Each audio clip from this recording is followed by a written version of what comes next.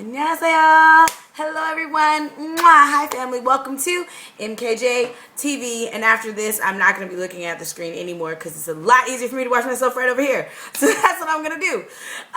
Yes, so today is going to be a smorgasbord video. I kind of sort of have something to answer, but I have a lot of things to say in between. Right, so one, the Emoji Festival was awesome. I actually left the video there. I actually ended up buying the video. It was so good. I have mixed feelings. I actually have to do an entire video about that because you know, being a Black American, like, my history starts with slavery, you know, like, it's so true. Like, from my father's side, like, you know, that's they still live like out in the country, like North Carolina. It is what it is. My mother's side is a little more mixed. There's some free slaves, and you know, my grandmother is white Native American. We don't really know where she came from because her family adopted her.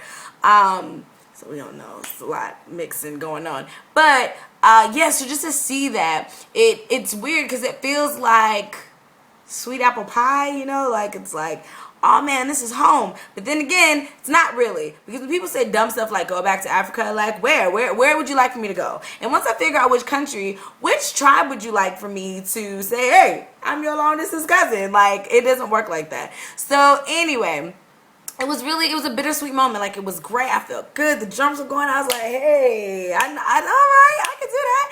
And of course they were stepping, which was super awesome. So it took me back to like university and my sorority and stepping and calling. And I wanted to call out, and there were some other Greeks in the audience too. So we were just kind of like, oh, we know this. So it was cool. Like, it was definitely cool. But as I said, on the other side, it was definitely a reminder that I'm so far removed from that, I could never go back to that. You know what I'm saying? Like, as much as I read, as much as I try and immerse myself in the African culture, because Africa is huge, which means each country and each group of people have their own culture. But anyway, yeah, it would never be mine to have, you know? So it was kind of like, oh, man. But we got a chance to go backstage. We met some of the stars from the show, which was really cool. I actually did a video interview with her, so I will start out with her interview and then put my 2 cents at the end. So anyway, that was great, and it was cool seeing so many Black people. Oh my gosh, I really didn't realize how much I miss seeing young, intelligent, fly, you know, with a story, like, Black people. I miss my people. Power to the people. So it was really cool being around that much color. It was awesome.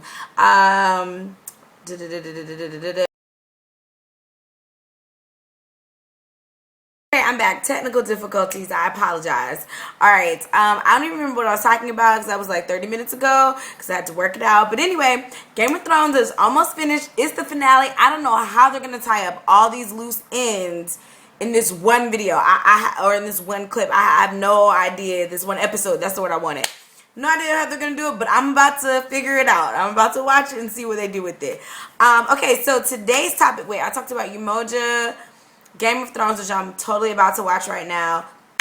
Right, so in Korea, this dude, like, rolled up on this girl. They were both Korean. Everyone's Korean.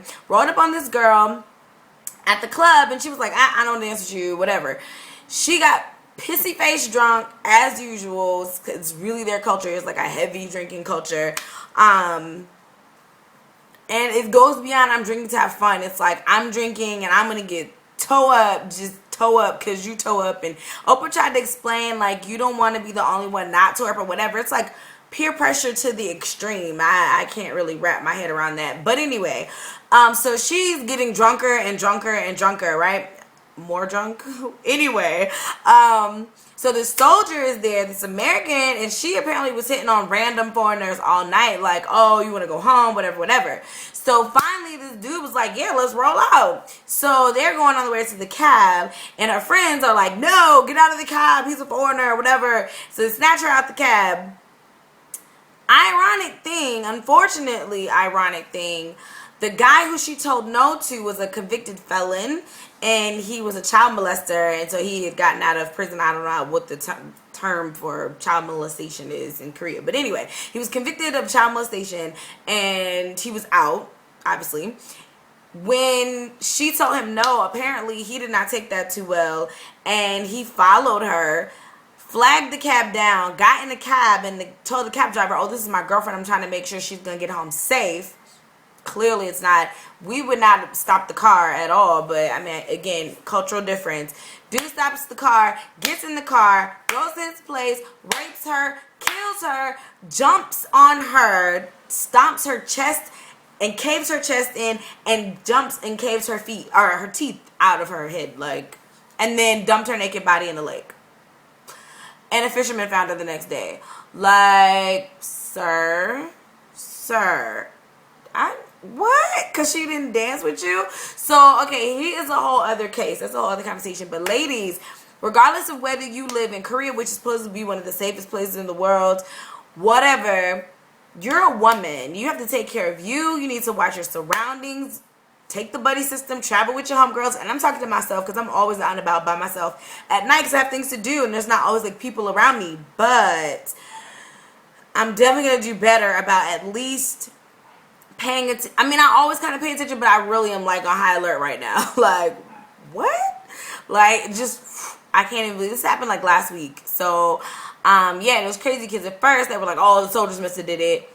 We Americans would not at all know where this like far off remote river is. Like, we wouldn't know that. So anyway, it's been a really crazy week. I told you this was a smorgasbord video, right? We're going to cover some of everything. Okay, so now let me get into the viewer question. Viewer question was, does Korea stink? Apparently she had someone that came over here who was in the military, and they said that it just was the most disgusting smelling place ever. Okay, so Korea has strong smells. Okay, it does stink. It does stink. But it's not like, oh, I can't breathe. It's not like that at all. It's like you get used to the smell. Like once you live here, you get used to it. Like kimchi is a really strong smell. In some places, like where it's sitting out on the roof, oh my God, woo!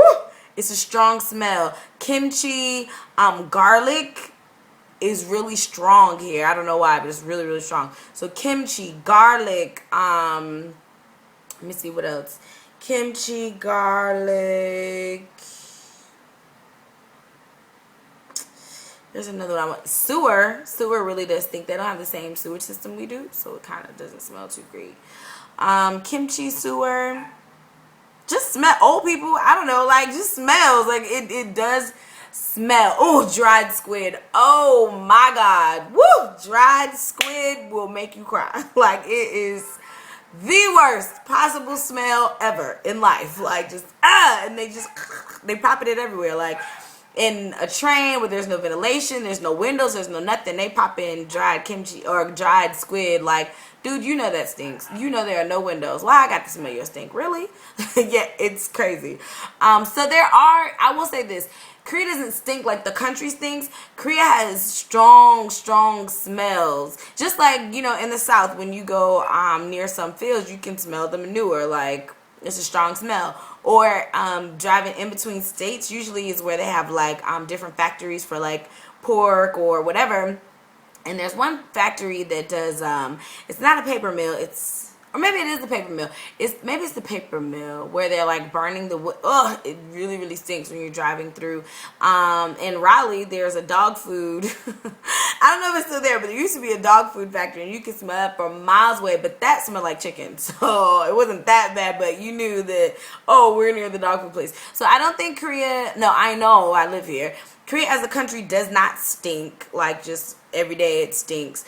But there are smells that you really have to get used to because you're going to be around them all the time. And because they grew up here with them, they don't realize that it stinks. Or, well, to them it doesn't stink. To us, it smells horrid, right? Because it's new. It's different. Pungent.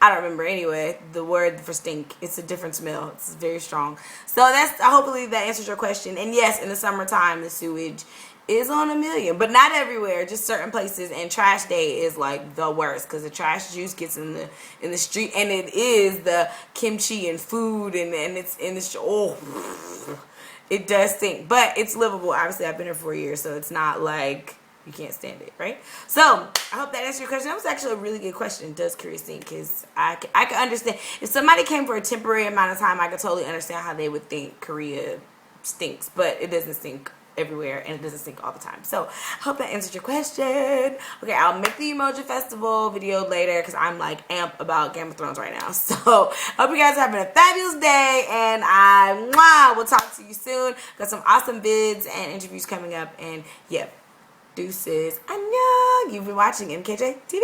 Bye.